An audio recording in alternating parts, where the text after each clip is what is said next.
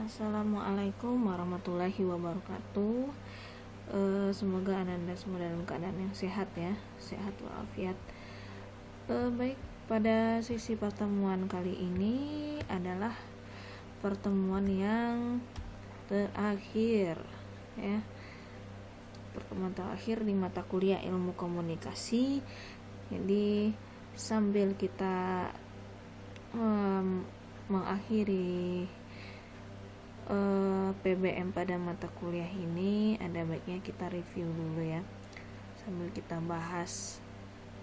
Pada pertemuan ke-15 ini yang kita bahas adalah materi komunikasi persuasif. Nah, kita lihat di sini ada pendapat para ahli terkait dengan komunikasi. Jadi menurut Carl E. Hoffman ya, jadi komunikasi ini merupakan efek ya, nih, kelihatan efek umum yang terletak melalui dorongan individu.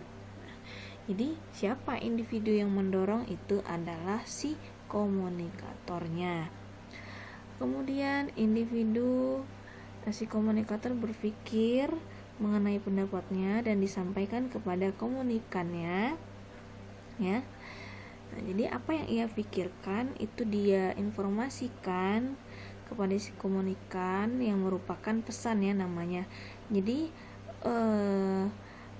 inti komunikasi ini kita lihat dari model komunikasi yang sederhana yang lebih sering orang pakai. Nah, misalnya itu adalah model komunikasi Laswell ya. Jadi dalam komunikasi Laswell itu ada yang namanya 5 indikator ya, indikator dari komunikasi. Itu yang pertama adalah komunikator, kemudian ada komunikan, ada pesannya, ada medianya, dan ada efeknya ya. Nah, jadi di sini Ronald dan Carl mendefinisikan bahwa komunikasi persuasif merupakan suatu proses komunikasi yang padat. Kenapa padat? Karena padat ini adalah biasanya kalau barang padat ini ya, kalau Anda mengisi beras dalam karung itu pasti Anda ratakan. Nah, harus ada kerja yang keras. Kenapa? Padat diusahakan supaya orang yang melihat, orang yang mendengarkan informasi kita itu dipengaruhi oleh pesan yang kita sampaikan. Nah, jadi tujuan dari komunikasi persuasif ini adalah menginfluence ya, mempengaruhi, menularkan, mengajak. Nah, jadi fungsinya sama seperti retorika ya, mengajak ya, mempengaruhi pikiran manusia. Nah, nanti Anda bisa lihat terjemahan dari buku Little John dan Faust nanti ya.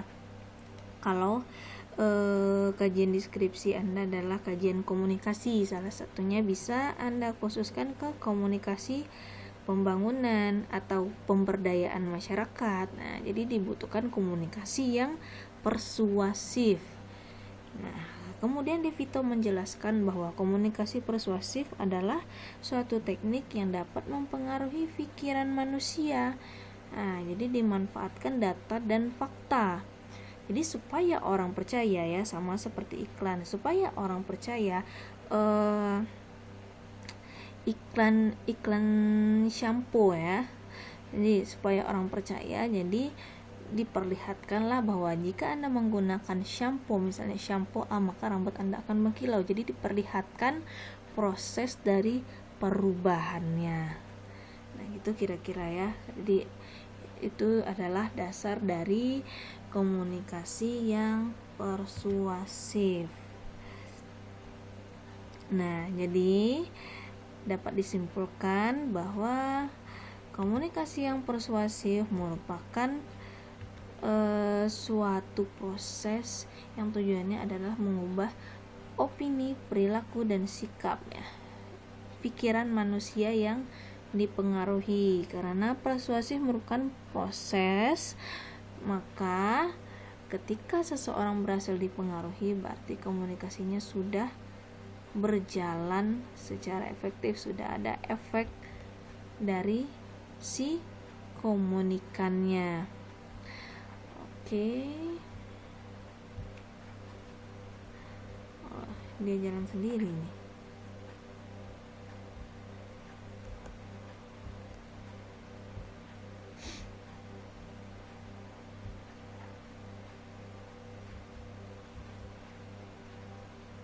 Oke, kita lanjut dulu ke komunikasi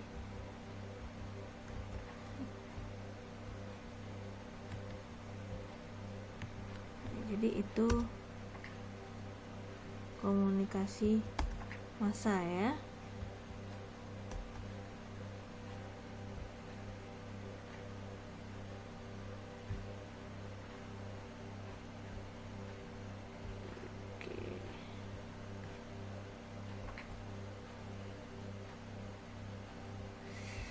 Kemudian lanjut ke teknik faktor dulu ya.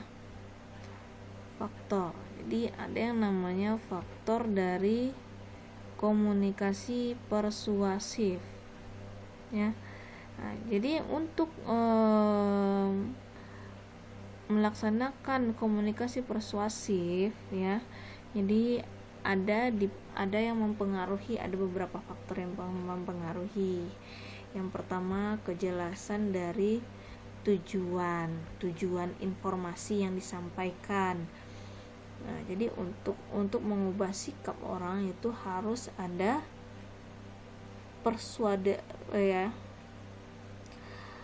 harus ada proses interaksi antara si komunikan dengan komunikator, terbalik ya. Jadi harus ada proses interaksi dari si komunikator dengan komunikan. Nah, jadi supaya komunikasi ini lebih efektif, jadi harus ada jelas tujuan dari pesan tersebut. Nah, kemudian kita harus memilih strategi komunikasi yang tepat. Nah, caranya seperti apa? Jadi ketika Anda berbicara dengan publik ya. Nah, misalnya Anda merupakan suatu perusahaan retail ya. Anda harus ketahui dulu komunikan Anda siapa, target pasar Anda itu siapa ya. Misalnya retailnya ini ada, atau perusahaan media lah, media koran atau majalah. Target Anda itu siapa? Target Anda misalnya kalangan artis. Jadi artis itu dia minatnya apa? Nah, jadi tidak bisa Anda memberikan informasi atau misalnya majalah itu Anda serahkan kepada orang yang berada di perdesaan. Ya, kalau dia artis nggak apa-apa lah ya, kalau memang berasal dari desa. Jadi, kalau dia adalah orang awam dan orang yang mohon maaf orang biasa-biasa saja, yang Anda tawarkan adalah produk-produk artis. Artis itu kan dia seleranya tinggi ya. Nah, jadi lebih cocok itu medianya atau isi dari informasinya sesuai dengan kepentingannya, sesuai dengan kebutuhan dari si publik tadi. Publik Anda siapa? Publik Anda artis. Nah, kemudian dari segi umur misalnya. Nah, dalam suatu majalah ini adalah majalah untuk anak muda. Kemudian Anda serahkan kepada orang yang sudah berumur. Nah, untuk seukuran orang berumur, bapak-bapak atau bapak-bapak yang suka baca koran, dia tidak mungkin baca majalah-majalah untuk kaula muda. Nah, jadi harus kita pilih strategi komunikasi yang tepat. Nah, apa hubungannya Bu? Hubungannya adalah strategi komunikasi. Dengan Anda tahu siapa komunikan Anda pasti harus memilah-milah bahasa orang yang berada di umur teenager, tingkatannya teenager, dengan bahasa orang yang sudah berumur tingkat lanjut itu akan berbeda. Nah, itu adalah salah satu strategi komunikasinya melalui bahasa atau gaya bahasa. Nah, jadi gaya bahasa, kemudian Anda harus secara cermat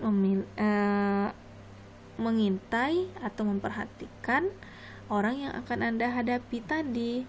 Nah, jadi dilihat dari ada jenis kelaminnya, untuk siapakah, untuk ini majalah perempuan kah atau majalah laki-laki kah. Nah, ini saya berbicaranya medianya media cetak ya. Nah, untuk komunikasi persuasif di media ya. Kemudian kita lihat dari karakteristik demografisnya, kemudian dari level pekerjaannya, kemudian gaya hidupnya. Nah, gaya hidupnya ini dari ini tadi ya, untuk bahasa komunikasinya ya. Seorang artis itu bahasa komunikasinya berbeda dengan orang yang bekerjanya di kantoran ya. Nah, kemudian prinsip dari komunikasi persuasif itu sudah pasti selektif, karena kita melihat dan memperhatikan kepada siapa kita akan berkomunikasi gitu ya. Kemudian prinsipnya partisipasi khalayak, karena kita meminta, kita mengajak, kita mengumpulkan, kita menarik minat dari para khalayak. Nah, ujungnya prinsipnya adalah perubahan ya.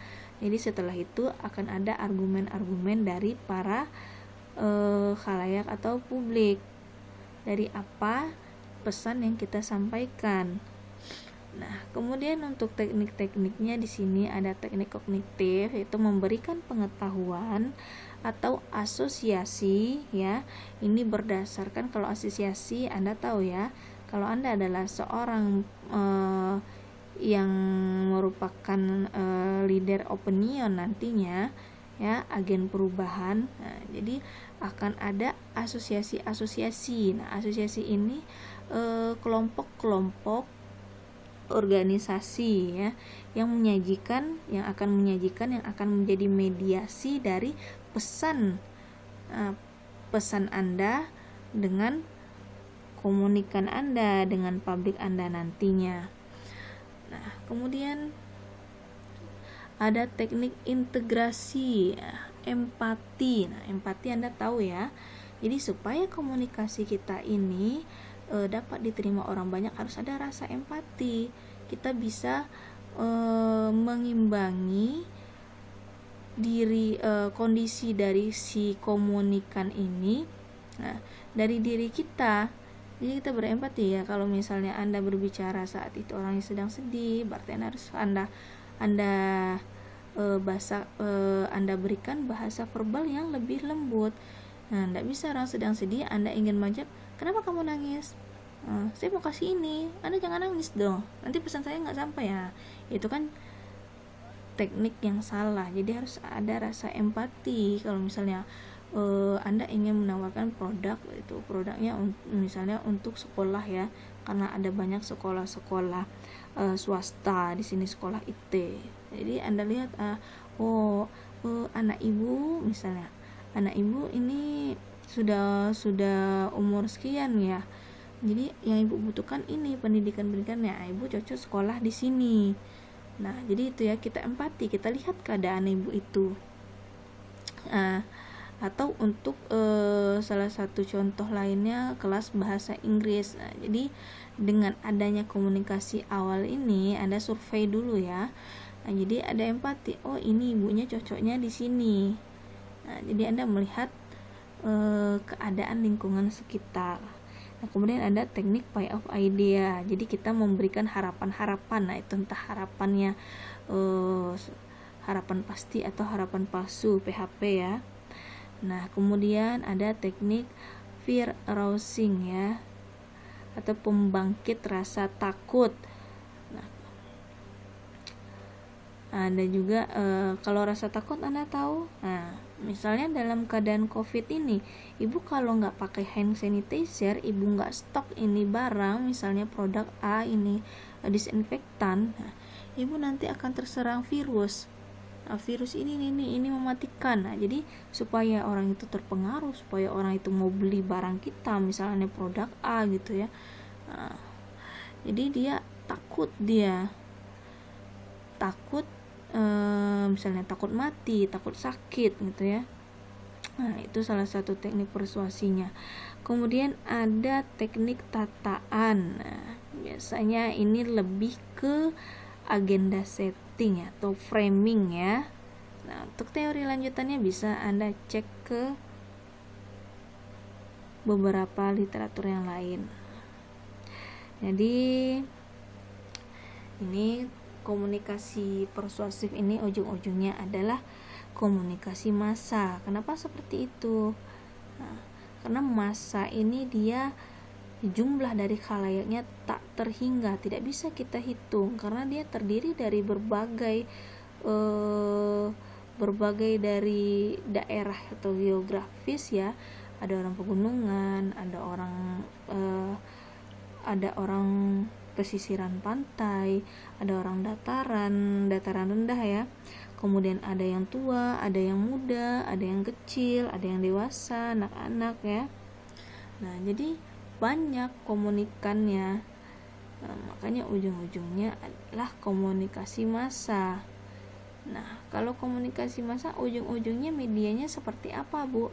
Ya, ada media cetak, ada media elektronik. Nah, makanya kaitannya ini salah satunya alat dari komunikasi persuasif ini kaitannya dengan alat-alat dari media massa ya. Oke. Kemudian jadi kaitannya persuasif dalam media massa. Jadi perannya media ini sangat mempengaruhi memang efektivitas dari keberhasilan komunikasi. Nah, jadi media ini merupakan alat atau sarana dalam menyampaikan pesan dari komunikator. Nah, apa medianya tadi? Ada media massa, ada media elektronik, dan ada media televisi. Nah, Anda kan cenderung mengimitasi apa yang Anda lihat di televisi ya.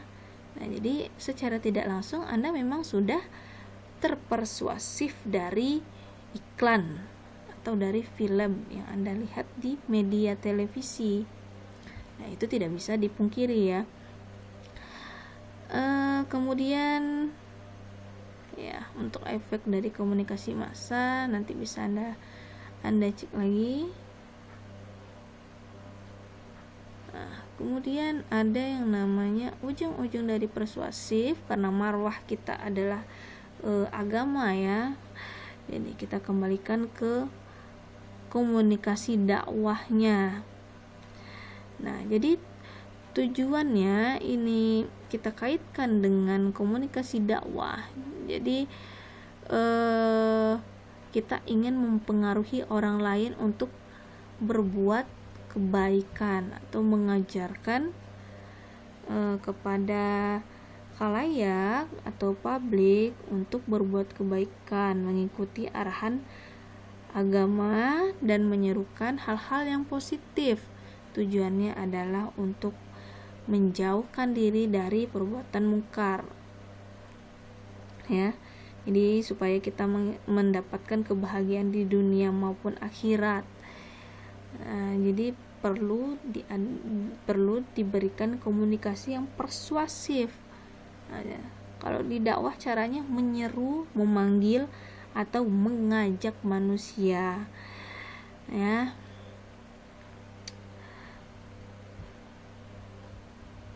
Oke, jadi jelas ya kaitannya antara komunikasi persuasif dengan dakwah. Nah, kita lihat lagi RPS-nya.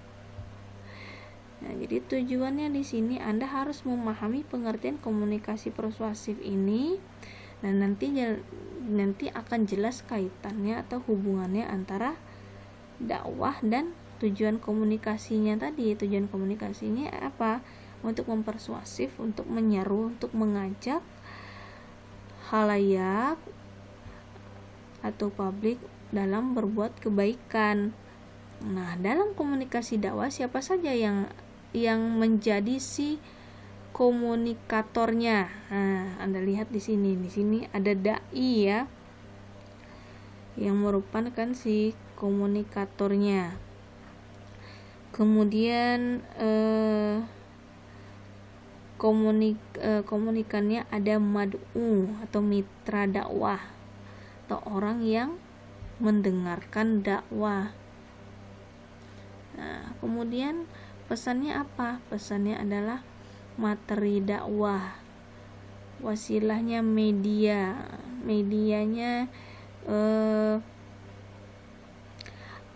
di sini wasilah dakwahnya alat yang digunakan dalam menyampaikan sebuah materi.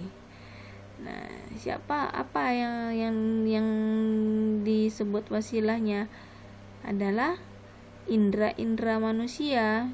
Jadi kita mendengar, kita melihat. Nah, itu medianya. Nah, kita simpulkan medianya adalah tatap muka. Kemudian metodenya. Nah, di sini ada istilah approach ya. Nah, di sini approach ini merupakan cara yang dilakukan komunikator dalam mencapai tujuannya ya. Tujuannya tidak jauh-jauh dari mempengaruhi. Oke. Sampai di sini kaitannya dengan dakwah. Saya rasa Anda sudah paham ya. Jadi silahkan diingat-ingat lagi. Jadi kaitannya komunikasi yang persuasif, kemudian hasilnya adalah dakwah karena Anda adalah agen perubahan, leader opinion ya. Jadi Anda harus bisa berkomunikasi. Nah, bagaimana cara berkomunikasi, Bu? Anda lihat dulu siapa komunikan Anda. Nah, kalau Anda sudah tahu siapa komunikan Anda bisa melakukan komunikasi yang persuasif. Jadi pesan dakwah Anda ini tersampaikan. Nah, khalayak terpengaruhi oleh poin-poin pesan yang sudah Anda sampaikan. Jadi di sini untuk dakwah memang dibutuhkan skill ya. Nah, skillnya tadi sudah saya sebutkan beberapa, bagaimana bahasanya, bagaimana komunikannya. Kita sesuaikan dulu. Oke, jadi efek pesan dakwah ini ya, efek komunikasi persuasif ini tidak jauh-jauh efek kognitif ya. Jadi memberikan pengetahuan, kemudian memberikan perubahan ya, perubahan mindset kepada orang yang menerima pesan, kemudian dapat berkaitan dengan action. Dari itu efek dari kognitif dan efektif adalah perubahan sikap atau tingkah laku. Nah, jadi ada beberapa etika dalam komunikasi dakwah ya. Nah, untuk teknis-teknisnya di sini bisa Anda baca. Ada qaulun badigam ya, ada dengan menggunakan bahasa atau kata-kata yang dalam yang membekas ke jiwa, tidak perlu berbelit-belit ya, atau dengan bahasa yang lemah lembut, intonasi yang lemah lembut, atau dengan kata-kata yang jujur, kemudian dengan bahasa yang lebih mudah dipahami dan lebih mudah dimengerti oleh masyarakat. Nah, demikian untuk komunikasi persuasif dan kaitannya dengan dakwah ya, komunikasi dakwah. Nah, semoga bisa Anda mengerti ya. Kita tutup untuk sesi ini. Terima kasih. Wassalamualaikum warahmatullahi wabarakatuh.